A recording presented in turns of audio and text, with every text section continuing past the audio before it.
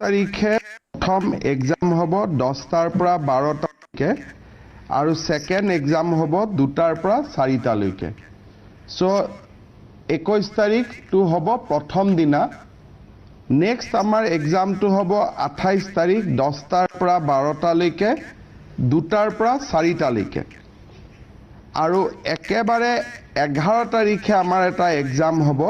10টাৰ পৰা 12টালৈকে সেইখিনি অকল ড্ৰাইভাৰ সকলৰ কাৰণে সো প্ৰথম দিনাখন আমাৰ এপ্ৰক্সিমেটলি কিমান ক্যান্ডিডেট আমি আশা কৰিছো তো প্ৰথম দিনাখন 28 তাৰিখে first half there will be 4 lakh candidate second half 1.06 so second হাফত ক্যান্ডিডেট অলপ কম হ'ব 28 তাৰিখে ফাৰ্স্ট হাফত 5,04,000 ক্যান্ডিডেট হ'ব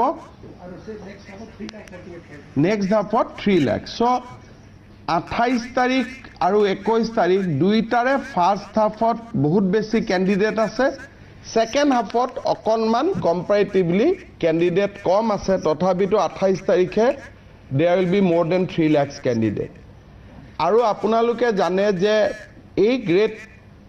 4 আৰু গ্ৰেড 3 দুইটা মিলি আমি পোষ্টখিনি নটিফাই কৰিলো নিকেটা গ্ৰেড 4 নটিফাই কিমান কৰিলো 14,281 তো গ্ৰেড 4ত 14,000 ক্যান্ডিডেট 14,000 পোষ্ট ফিল আপ হ'ব আৰু গ্ৰেড 3 কাৰণে নটিফাই কৰা নাই বাট more or less equivalent 13 or 12 or 14 that will be in that range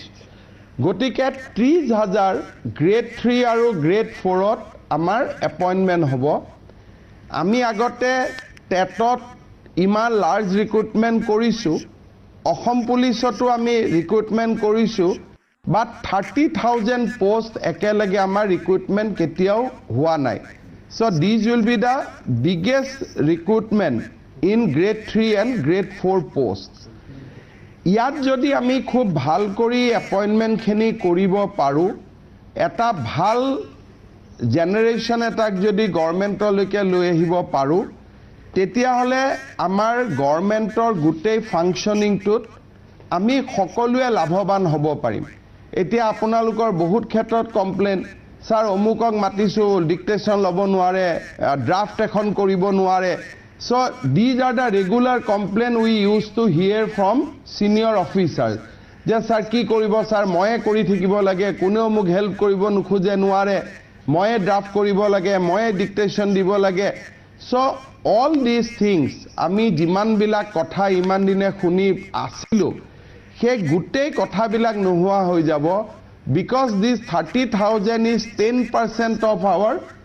total employment so aru jodi teacher hokoluke dhoru then also it is 9 to 10% so such a big recruitment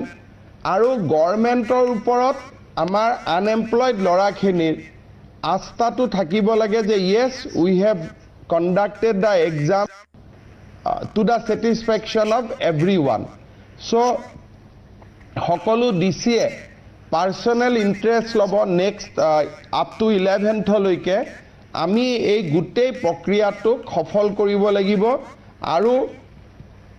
21 তাৰিখৰ এক্সামটো যদি আমি ভাল কৰি দিব পাৰো then 28 আৰু 11 টো এটা অটো মোডত গুছি যাব because it will be da same SOP